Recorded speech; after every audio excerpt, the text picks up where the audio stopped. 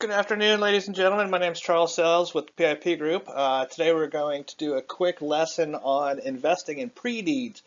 Now, you've probably never heard of pre-deeds before because we've pretty much coined the terminology. We're going to explain what these are and where they come from.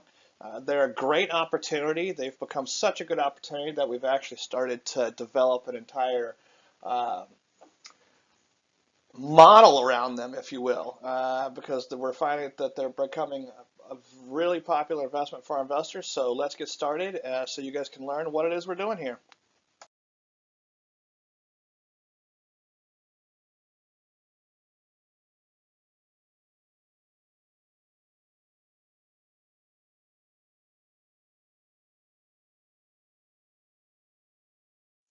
All right, so just a quick real introduction about me and the PIB Group itself. Started my career at 23, investing in tax liens and, well, redeemable tax deeds in the state of Georgia, actually, and branched out from there.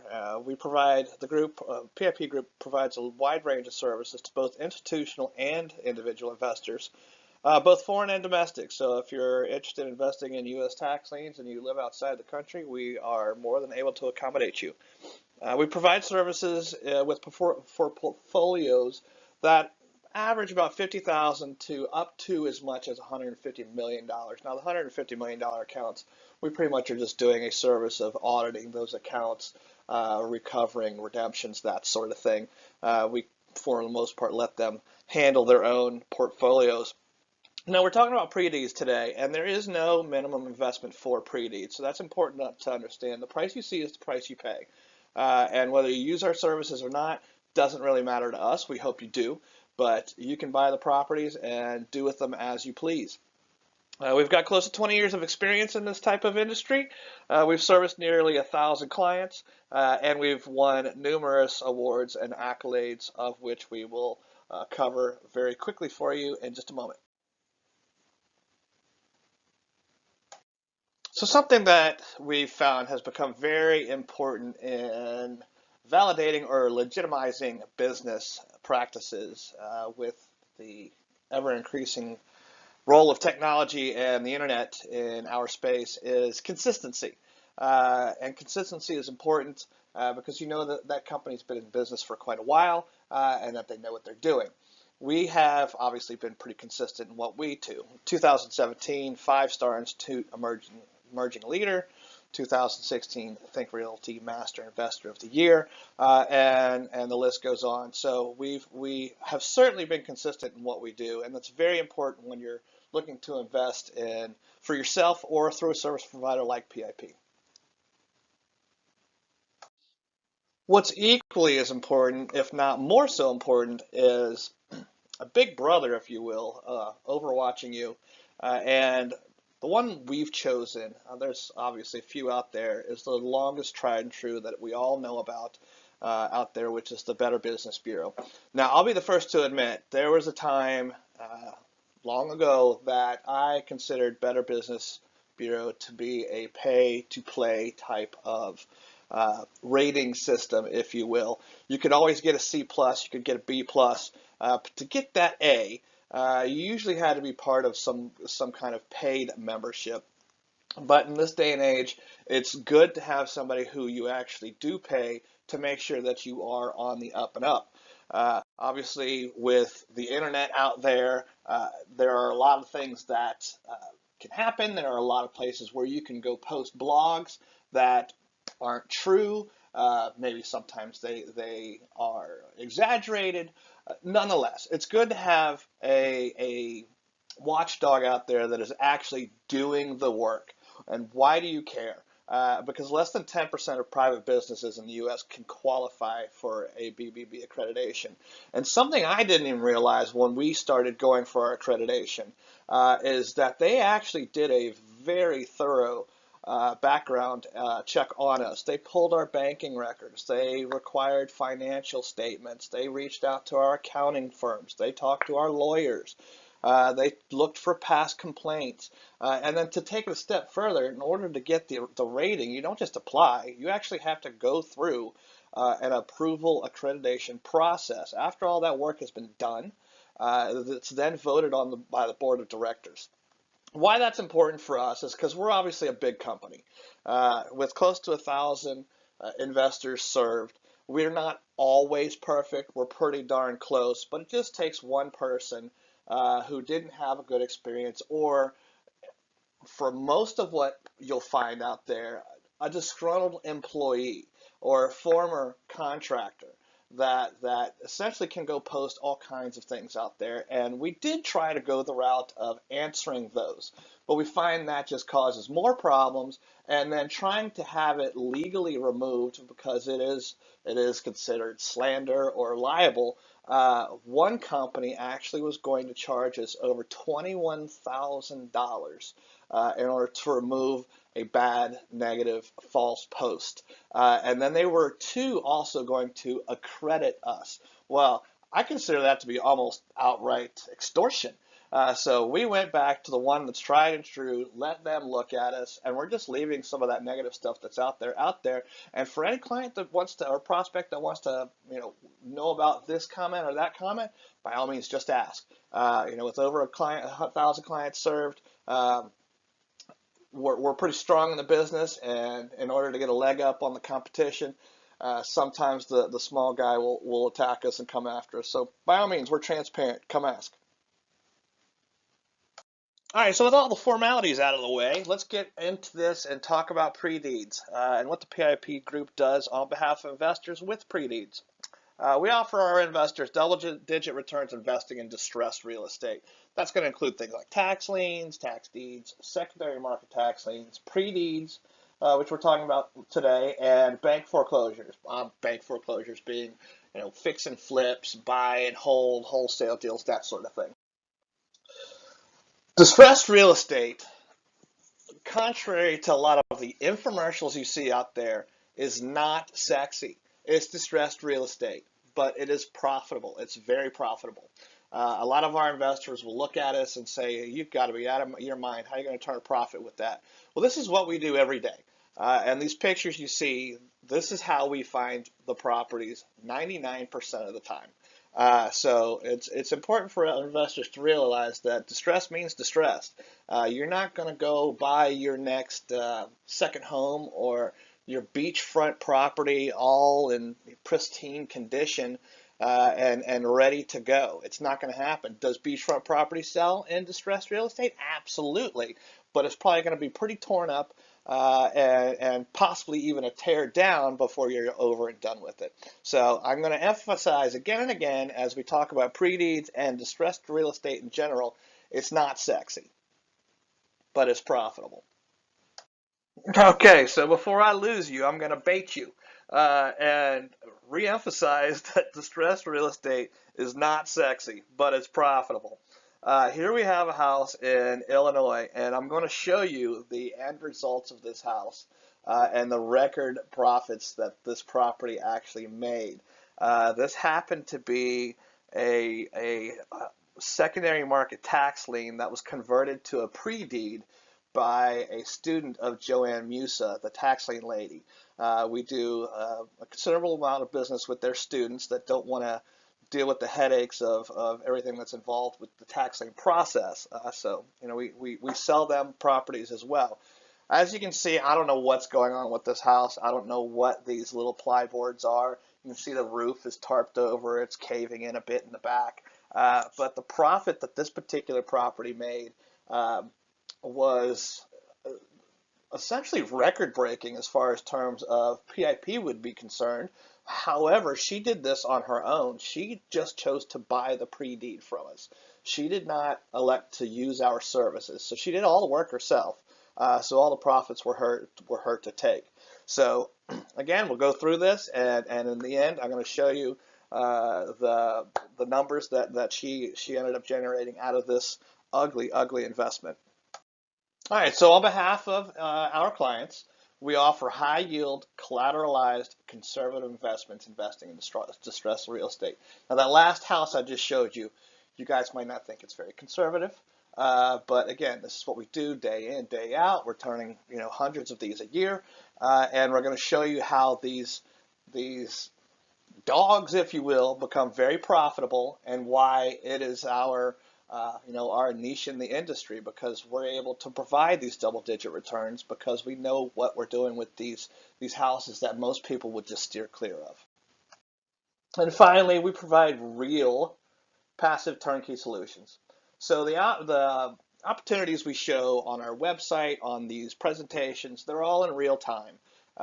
We've developed now on our website what we call a monthly example page, which is we're taking one property at random and throwing it up on the website and showing it as what that profit was for the month. It could have been a tax lien sale that went really well. It could have been a fix and flip that went really well, a good cash flow property. Right now it's pretty full with fix and flips because those, quite honestly, are the easiest to show and explain, but we'll be getting more up there as we go along. But the key here is that it's real. Everything we do is real. It's all documented. As I said a few slides back, we are transparent. If you want to see more records of a particular investment that we show or example, just ask. We'll give it to you. So our goal is to make complex investments like investing in distressed real estate simple from anywhere in the world for anybody who wants to either get started or continue investing in distressed real estate. We have a lot of clients that are very seasoned investors. They've been doing it for a lot of years. They understand it, they get it. They just don't want to do it themselves anymore. So we work with a lot of those investors as well. So real, truly passive, truly turnkey solutions for our investors. All right, and with that, let's look at some pre-deeds and see what it is that we're talking about and how this potential is going to pay off.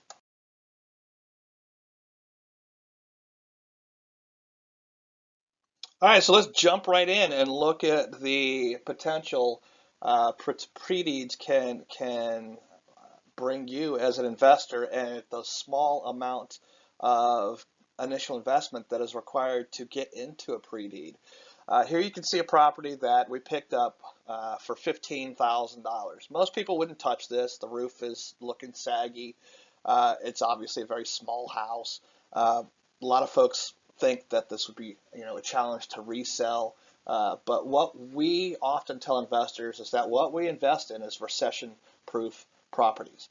That is, they're going to be really good cash flow properties because you're going to acquire and repair them for very low dollar amounts. And if there's another crash in the economy or interest rates spike, the properties that we're investing into are always going to be the ones that are sold first. It's first-time home buyers. There's nothing fancy about them. No, granite countertops that drives up your costs and ruins your margins, that sort of thing. So this right here, believe it or not, is our bread and butter, and we're going to show you why. If you look past the drab roof and the drab house, it's actually a great property, and we turned it into a fantastic property that we fixed and repaired very quickly on behalf of our investor, and you can see what that turnout ended up being. The purchase price was $15,000. Repairs were obviously more than the purchase price itself, for a total investment of $38,034.32. The net proceeds of this closing, it sold for $72,000, was $63,754.97. Now you can see on this one PIP was involved, so our profit on this, or our fee, our commission on this particular investment is 25% of the net profits, which was $6,430.16. To the investor, cash on cash, back in his pocket, was 51%, or an annualized return of 61.10%. So again, this is how we're achieving collateralized, conservative, high yield, double-digit returns on behalf of our investors, is investing in this particular type of real estate. We obviously have a very good eye for it, and we do a very good job of it. This is not on the extreme end of the performances we've done. If you look at our examples, we have some that are even higher. We have some that are lower, but we do a darn good job of what we do on behalf of our investors, and pre-deeds is performing better than even our bank foreclosure fix and flips, and we'll show you why. Okay, so to understand where pre-deeds come from, you need to have a general idea of how the tax lien process works, as far as buying the tax liens, waiting for redemption, initiating foreclosure.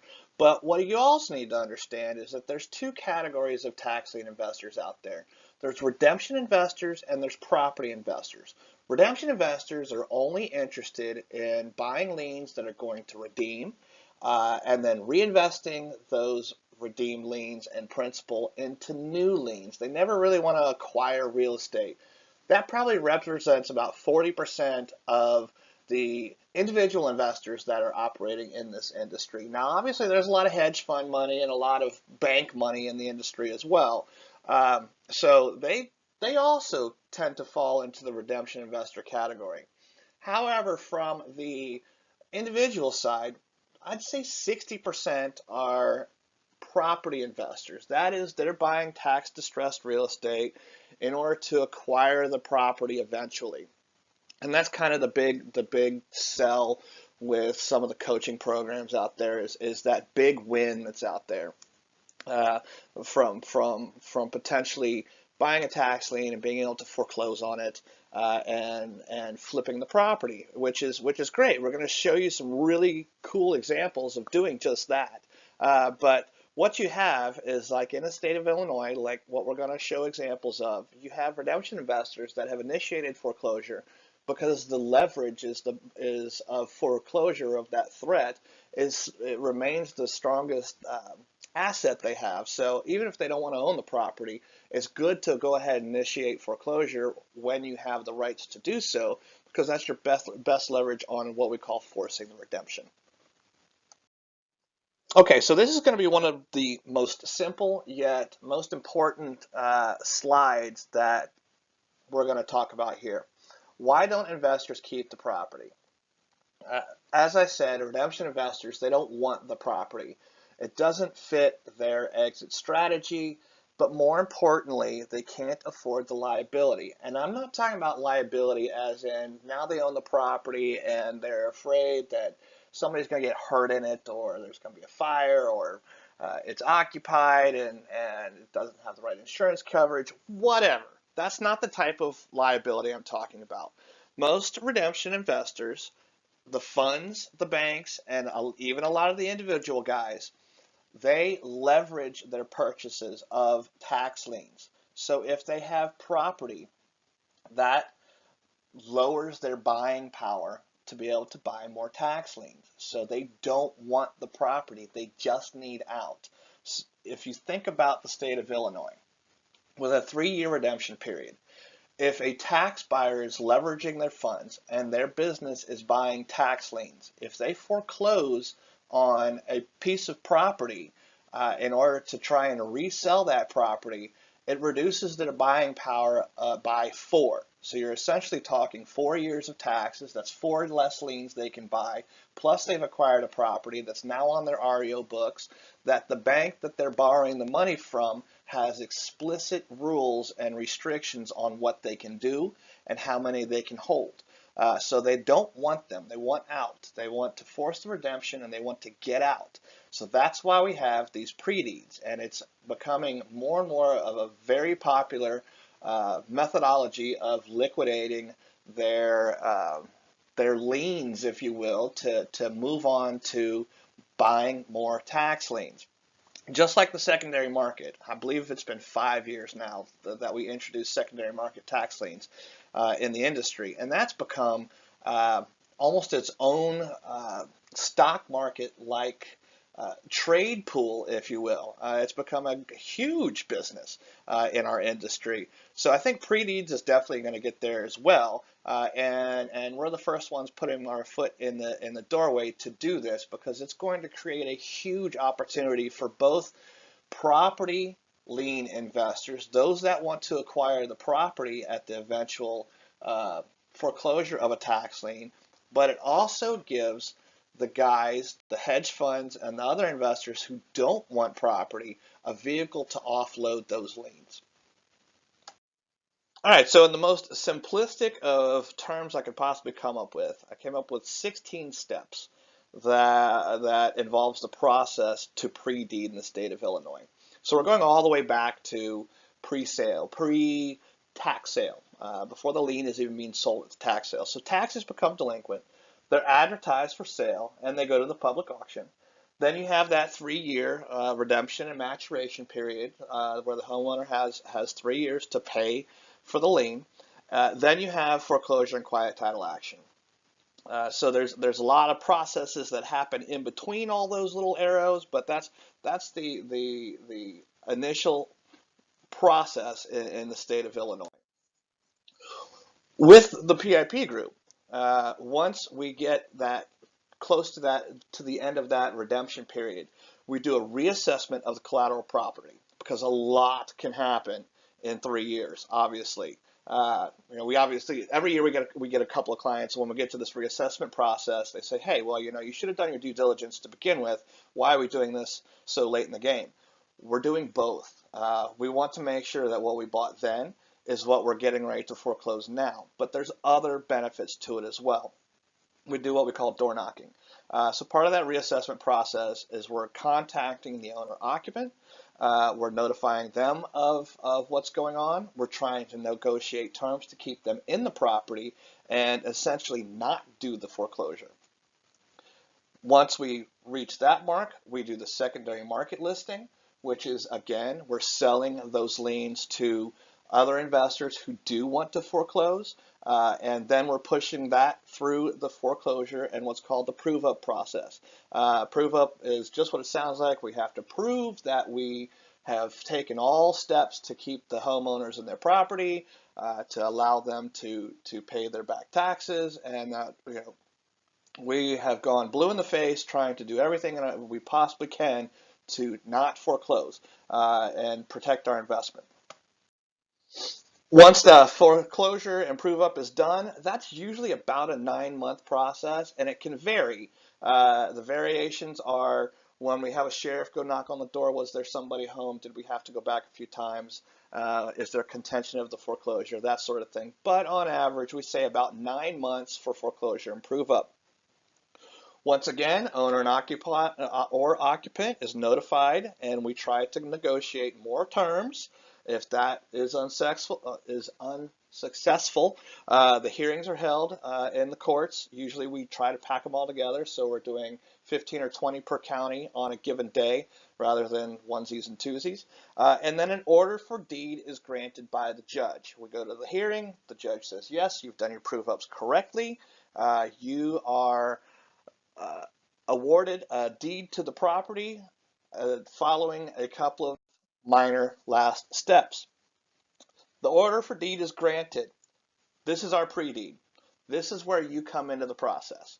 So everything has already played out. We already know essentially what potential repairs might be involved. We know if it's occupied or not, if it's occupied by the owner or occupied by a tenant. We know if we're going to have to do an eviction or if we're going to be able to keep that person and immediately start cash flowing the property. There's a lot of things we already know, and it's immediate. So for those investors who are heavy with us in the secondary market, this is essentially just pushing it a little further down the track. You're now ready to take the deed. All you have to do at this point is pay the back taxes and potentially municipal liens that we already know about, and the deed is recorded within 30 days, and then it's yours to do whatever you want with it. We do the evictions, we do repairs, we just sign a lease with the occupant. There's a lot of different things we can do.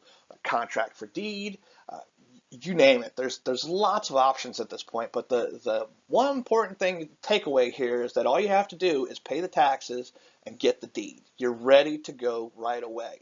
So it's a 30-day turnaround versus buying a tax lien, waiting for redemption, foreclosing, waiting for foreclosure to finish, and then starting the process. All that is out of the way. So you're taking the deed right away, and you're making actions right away.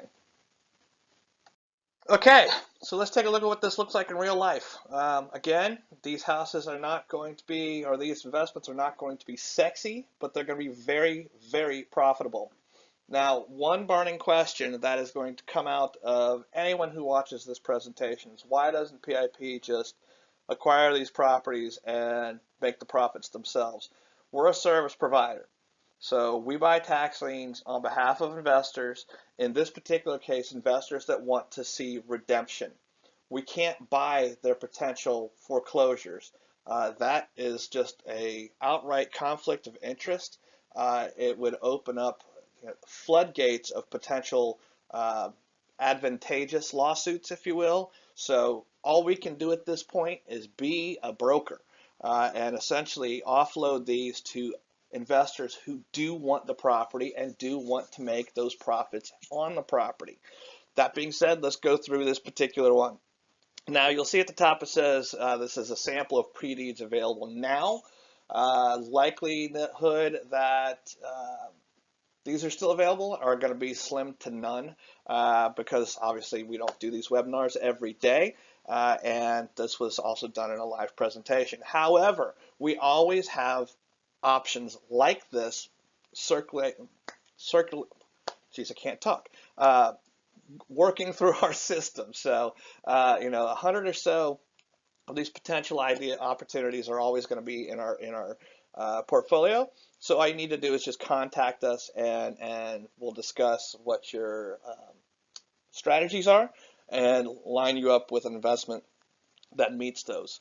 So as you see here, the cost is $10,722.51. That would be your total investment cost in this particular property. You can see that it's occupied. We know what it's renting for. So if you just sold it as is, you're going to sell it for $30,000 to $35,000. That's the way it's going to go. What you're not seeing in here is you're going to have to deal with an eviction as well. So if it were my investment, I probably wouldn't sell it as is. I would probably just cash flow it for a while and rent it because the rent is very good as well. Repaired, you're looking at $45,000 to $50,000. So again, these are not $100,000+ homes that we're talking about, but the margins are going to always be well better than those, which is why we're investing in these type of properties. Cash flow on the rent is $600 per month. The online valuation, and if you've ever listened to other presentations of mine, you know I'm not a big supporter of online valuations, but 99% of investors will still use them. The online valuation for this property is $59,000. So our repaired resale cost is actually very conservative by comparison. So your as-is flip on this, you would be looking at a 203% return. The repaired flip is 179%. Now you see I've got an asterisk on this, and that is something that even the most savvy investor forgets about, is the time value of money. You're going to say, well, why am I going to invest more into it so I can get a lesser return on a repaired flip? Well, put a little paint on it, and it's going to be a lot more attractive to a new buyer, right? So your time value of money is going to be, the value is going to be increased, the time is going to be decreased. So when you look at the annualized return on this rather than the cash on cash, you're probably going to do better by repairing it and then flipping it than it is by as is flipping it. Even though you're going to have to invest a little more, it's going to take a little time. It's going to be a lot better than trying to sell it as is, dirty, so on. But again, on this particular one, if it were my investment, I would just cash flow it. There's already somebody there. The day you take the deed and pay the taxes, you're earning a return on the cash flow or on the rent of the property. We put a lease in place right away, or better yet, we put a contract for deed with the occupant in there right away. And if you know the difference between lease and a contract for deed, it's like night and day. You've essentially sold the property, but you don't have to carry any of the responsibility for repairs or anything else. All right, example number two. These are real examples that are available as I'm recording this. They may not be available at the time that you listen to this, but this is what we have in real time. Again, it's not sexy, but it makes a lot of money. Another occupied property. Your cost on this one would be $10,270. If you sold it just as it is, you're going to double your money. If you put a little money into it, and we're only talking about a little money, you just need to dress it up a little bit, clean it up, and your repaired flip cost is going to be a lot better. I'm giving the addresses out here too, folks, so you can do all your own research, your own homework, and double check the facts here. Again, it's occupied already, so you have the option of contract for deed or doing a lease option. And then there's your potential profits. As is flip, 109%. Repaired flip, 191%. And the cash flow on it is actually better than the last example we looked at with 45.6% net. That's net. That's with us doing the servicing for you. That's net.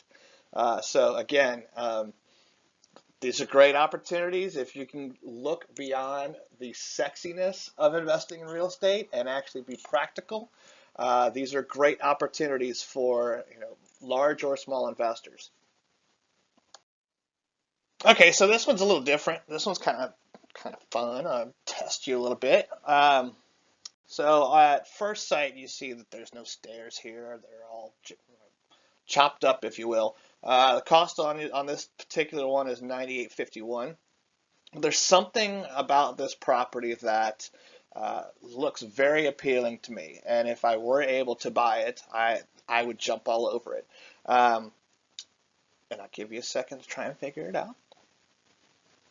Okay, time's up. New windows, new siding, new roof. So this is like 1% of what we acquire in all distressed phases of real estate, whether it's a bank foreclosure or a tax lien foreclosure. The repairs were started but never finished. So this property has already undergone a lot of the repairs that are necessary in order to get to the repaired resale price of the property. So I would pick this one up right away because the hard part's already been done. It's been gutted out. Potentially new plumbing in there already.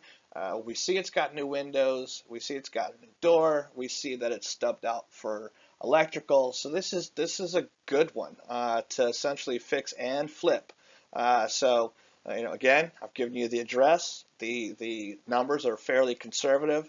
As is, 78%. Repaired, 101%. Honestly, we could probably get a little more as is because it has already been started.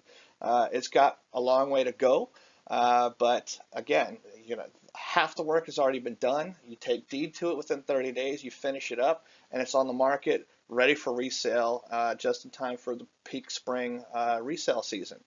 So this is another great one. All right, I put this one in here because it is a good example of a typical flip, i.e. a bank foreclosure. You're not going to make any money unless you do something with it, and tax distress foreclosures are going to be like that as well. There's other costs involved, or the taxes are high, or municipal liens push it up to a good investment cost, but in order for you to make that profit, you've got to do some repairs. The upside to this type of typical flip versus, let's say, a bank foreclosure is you already know the whole story. You're going to take the deed in 30 days, whereas if you go to a bank foreclosure auction, I've had deeds take as much as 6 months to come in, and we don't do anything until we have that deed in our hands. We don't even do a clean out until we have that deed in our hands because banks make mistakes, and sometimes sales get canceled. So you don't want to be investing in something that is going to shortly or eventually be taken away from you. So it goes back to time value of money. Pre-deeds in Illinois are clean, clear titles. So we're not waiting 30, 60, 90, 180 days for the deeds to come in. We're waiting for it to be recorded as soon as we pay the taxes. That takes usually about 30 days tops. We know it's going to happen because we've done the prove-up process. We know there's no backstory, so we will go ahead once those taxes are paid and we're waiting on the deed. We'll start doing the clean out and whatnot. We won't invest much into it, but we'll go ahead and get it clean and get it primed and ready for repairs. So looking at this one, this is typical of a fix and flip foreclosure that PIP does in various states. As is flip, no profit at all. Just like if we were to go to a bank foreclosure, buy a bank foreclosure. If you do nothing with it, nothing's going to happen. It's just going to sit there, or you're going to sell it for what you have in it. You got to make the repairs and make the improvements. But the repair, it's great. It's a $43,000 profit, or in this case, 105%. And that's a gross number, but still, you're gonna be north of 60, 65% on this. And then when you start putting those annualizations into that process, it's going to look even nicer. But I wanted to add this because there are going to be opportunities that essentially just look like a good flip opportunity. There's no, okay, I buy it for 10,000, I can sell it tomorrow for 20. Um, those are in there as well, obviously, that we've showed you examples of, but this one is typical of a bank foreclosure type flip. Okay, this is going to be the last of our examples, and this is this is honestly one of my favorites, and I really hope that whoever buys this, the investor that buys this, allows us to do the servicing and elects to put a little money into the repairs, because this is one ugly darn house. But I can look at it and see that it's going to take very little to really turn this one around and make it really sparkle in the neighborhood. And almost all the other properties have had improvements done already. So this is the last ugly one, if you will, on the street. But I do hope this one stays with us, because I will example it in a future presentation, because this is one where it's pretty hard to look past the uh, to not judge this book by its cover, if you will. But this one has a great potential as well. Your cost as of today would be 12,435.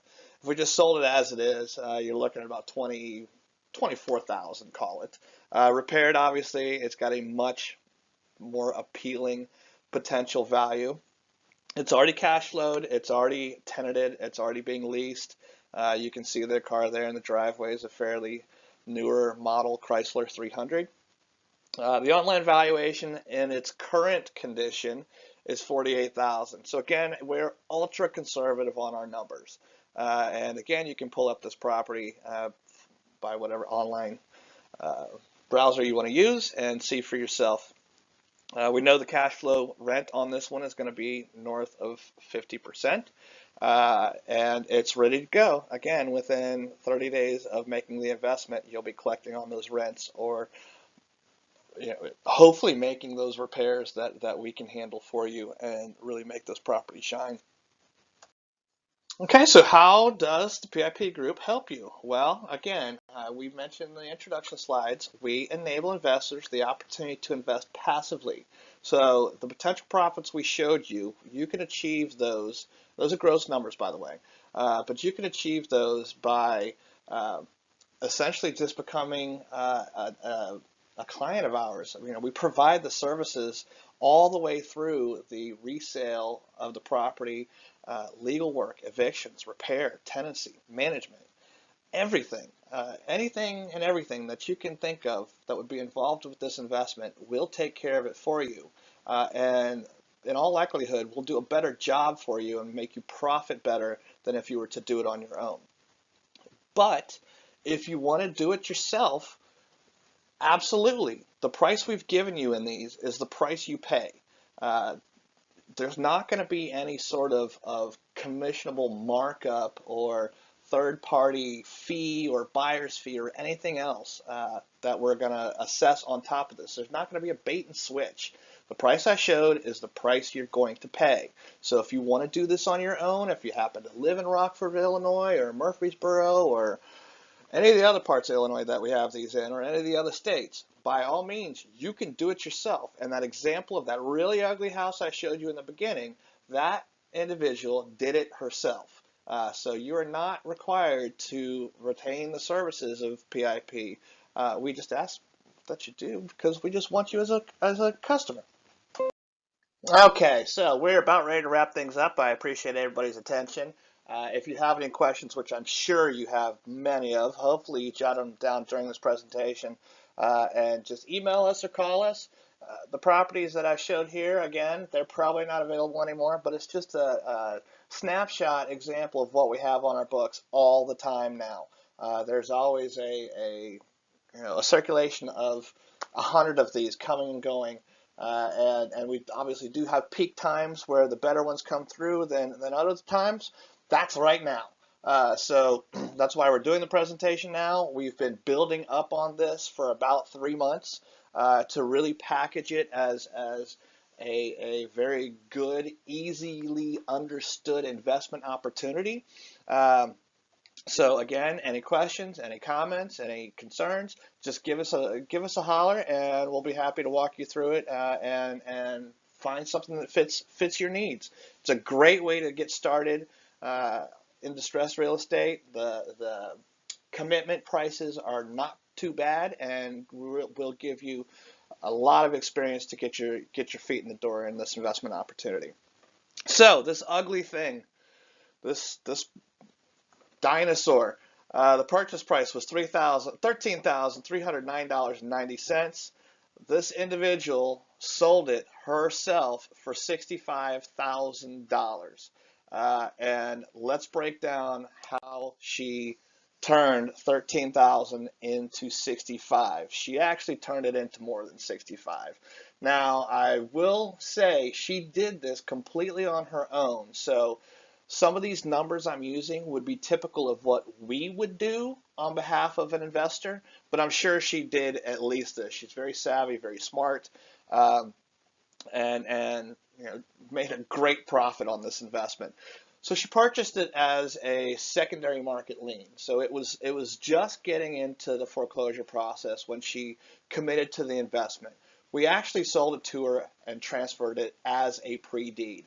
She then took over and did everything on her own, did everything herself.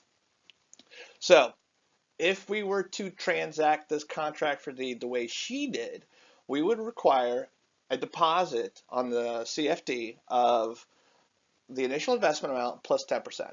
So that's going to be $14,639.90.